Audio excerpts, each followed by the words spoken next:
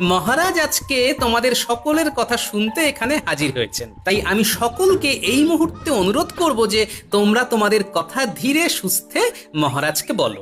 মহারাজ, এই বছরে ক্ষেতের ফসল খুব একটা ভালো বিক্রি হয়নি মহারাজ, তাই গোটা গ্রাম আমরা খুবই অর্থাভাবে ভুগছি। কত ফসল নষ্ট হয়ে গেছে। দুবেলা খেতে পর্যন্ত পারি না মহারাজ।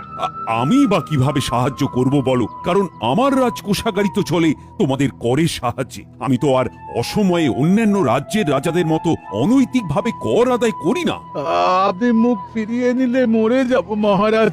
ভাইরা, তোমরা আমাদের 2 দিন দাও, আমরা দেখছি কি সুরাহা করা যায়। বেশ বেশ।